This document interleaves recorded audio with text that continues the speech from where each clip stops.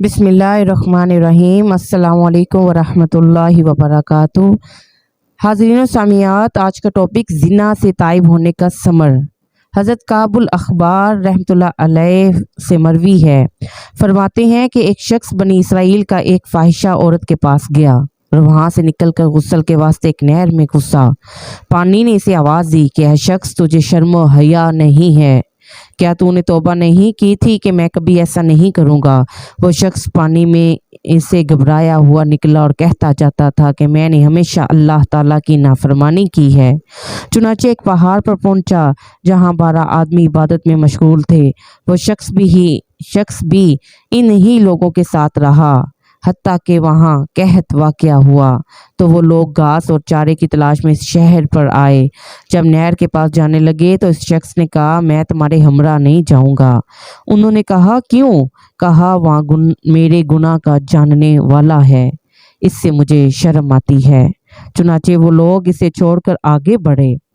नहर ने आवाज़ देकर कहा, ए आबिदो, ए नेक बंदो, तुम्हारे साथी को क्या हुआ? उन्होंने कहा, वो कहता है कि यहाँ एक इसके गुनाह का जानने वाला है, इससे शर्माता है कि कहीं इसे देख ना ले। कहने लगा, सुबहान अल्लाह, अगर तुम में से कोई अपनी औलाद या अजीज़ो इकारब पर गुस्सा होता है, फिर वो अपने फेल से बाज आ जाए और तौबा कर ले, तो क्या फिर इससे मोहब्बत नहीं करने लगता?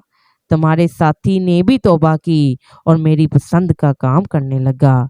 अब मैं भी इससे दोस्त रखता हूँ, इसे ले आओ और ये खबर कर दो कि मेरे किनारे अल्लाह की इबादत करे।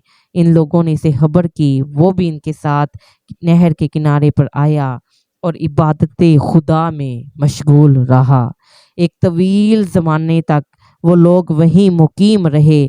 फिर इस शख्स का इंतकाल हो गया तो नहर ने आवाज़ दी, ए नेक बंदो, ए खुदा के बंदो, इसको मेरे ही पानी से गुस्ल देकर मेरे ही किनारे पर दफनाओ ताकि क़यामत में भी मेरे ही पास से उठे। इन लोगों ने ऐसा ही किया। फिर सब ने कहा, चलो आज रात इसकी कब्र के पास सोएं, सुबह ही उठकर चलेंगे। चुनाचे उन्होंने ऐसा ही किया। जब सुबह करीब हुई तो इन सब की आंख लग गई। बेदार होकर देखा तो इसकी कब्र पर 12 सरू के दरख्त खड़े हैं। पहला सरू इसके सर पर पैदा हुआ। उन्होंने आपस में कहा, ये सरू अल्लाह ताला ने इसलिए पैदा किए हैं कि हम यहीं रहें। फिर उन्होंने वहीं इकामत इख्तियार की और इबादत में मशगूल हो गए। जब इनमें से कोई मर जाता तो इसी के पहलू में दफना देते, हत्ता कि कुल मर गए। बनी इसराइल इनकी ज़ियारत को जाया करते। हाज़रीन व सामियात, अपनी सोच को शबनम की तरह पाक रखो, क्योंकि तुम्हारी सोच ही तुम्हारा ईमान है। वाखिरु दवाना अनिल हम्दुलिल्लाहि रब्बिल आलमीन। आपकी समाअतों का शुक्रिया।